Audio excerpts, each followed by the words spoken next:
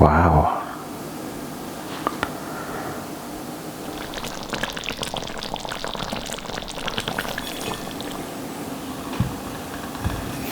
Kamusta na kayo? Si Banjo Marano po ito at welcome sa Panlasang Pinoy.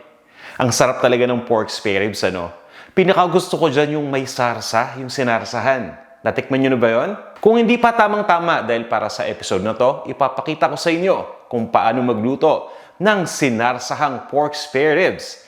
At mas gagawin nating healthy yan dahil may gulay itong ating version.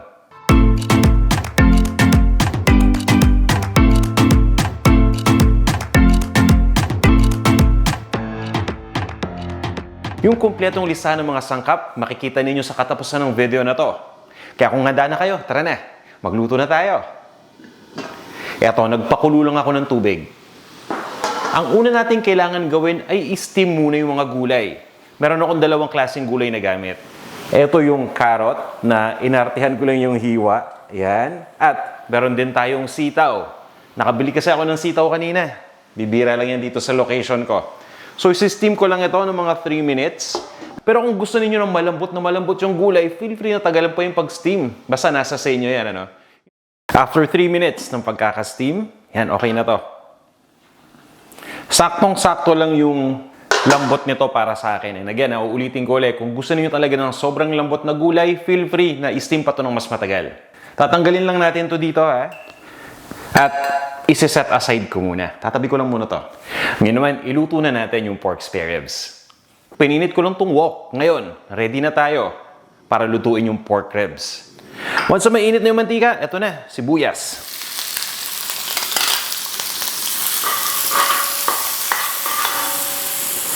Itong bawang naman, yung isusunod ko, itong bawang ang ginawa ko dito ay ginamitan ko lang ng almeres. Kranash ko lang mabuti. Papalambutin lang natin itong sibuyas. At ready na itong pork ribs natin. So, ito yung pork ribs, ha. Mahaba pa siya, hindi ko na hinati sa gitna. Mas okay na yung mahaba siguro para talagang generous yung serving pieces. Pero nasa sa inyo, ha. Ilalagay ko na yun dito.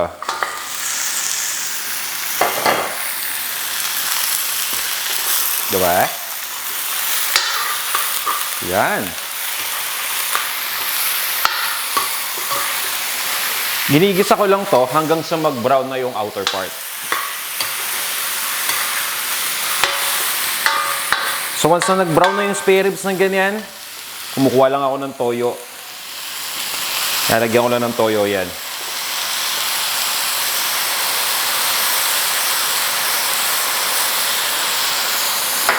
Tapos halo-halo lang ulit tayo. Itong recipe natin napaka-simple lang. Tsaka yung ingredients natin minimal, no? Gusto ko lang talaga meron tayong gulay na component para maging healthy pa rin. Kumbaga balance. May protein na, tapos may vegetables pa.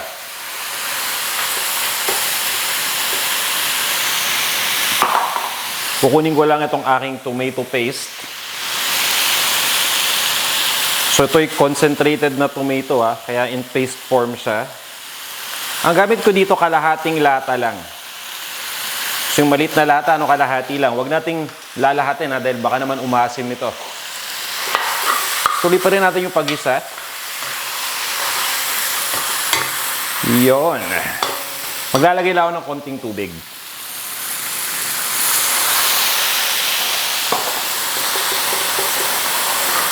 Yan.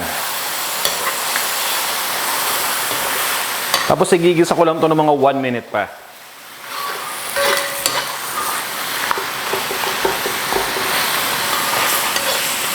At pagkatapos, ilalagay ko na yung lahat ng tubig ko dito. Kailangan kasi nating pakuluan muna itong ribs hanggang sa lumambot. Kaya naglalagay tayo ng tubig. Lalahatin ko na.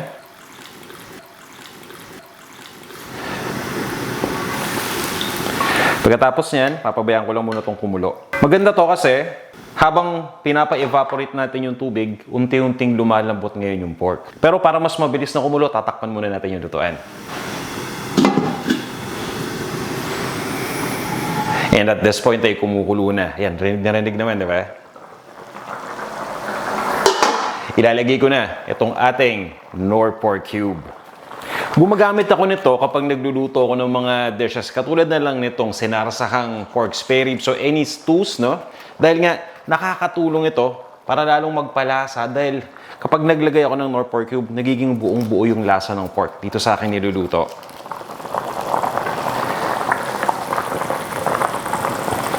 At yan, okay na. Itutuloy ko lang ang pagpapakulo dito hanggang sa tuluyan ng maging malambot yung pork spare ribs. For the meantime, tatakpan ko lang muna. Pagkatapos, i-adjust ko lang yung heat between low to medium. Itutuloy ko lang ang pagpapakulo dito ng may takip ng 30 minutes. At makaraan ng 30 minutes, tatanggalin ko na yung takip. At pagkatapos, itutuloy ko pa rin syempre yung pagpapakulo hanggang mag-reduce yung natirang sauce sa kalahati. After 30 minutes, i-check na natin. Wow! Itsura pa lang, no? Mukhang okay na. Yan, tingin ko malambot na rin to. Pero, mabuti na yung sigurado. Kaya kailangan pa nating pakuluan pa hanggang sa mag-reduce pa yung sauce ng kalahati. Ngayon, depende nga pala yung pagkakalambot nito sa quality ng pork na gamit ninyo. Kung medyo matigas pa yung pork at this point, itong aking kasi, ayos na eh. So kung medyo matigas pa at this point, pwede ninyong takpan uli at ituloy nyo uli yung pagluto ng mga 20 minutes tapos check nyo uli. Sa akin at this point, okay na to. Maglalagay lang ako dito ng butter. Yan, para maging rich naman yung sauce, di ba? At pagkatapos nyan, papabayaan ko lang to. So hindi ko na lalakasan yung apoy, Ganyan lang yan. Siguro mga another 20 minutes pa to para mag-reduce.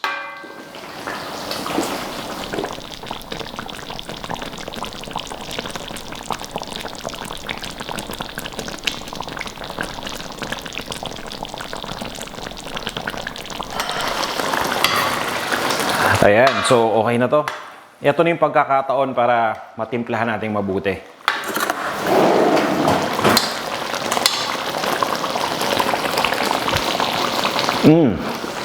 Ayos Kailangan ko lang i-adjust ng konti, no? Dahil nga sa tomato paste medyo maasim-asim, babalansay natin yan. Maglalagay tayo ng sugar. Yung tamang dami lang, Huwag niyong sobrahan dahil baka naman tumamis.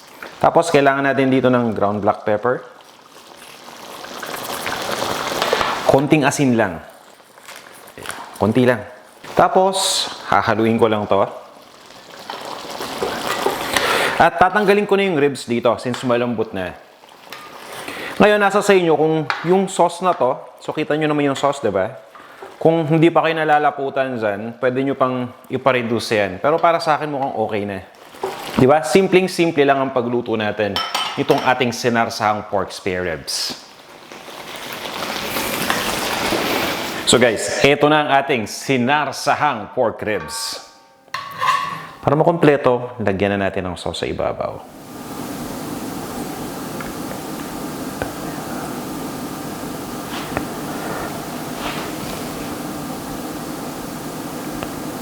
Sarap Napapalunok na lang ako Wow!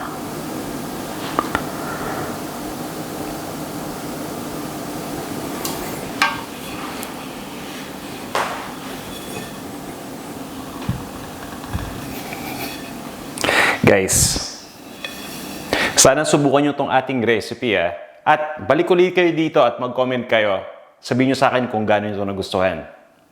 Maraming salamat ulit sa pagnood ng video na to at magkita-kita tayo sa ating mga susunod pang videos. Hanggang sa muli!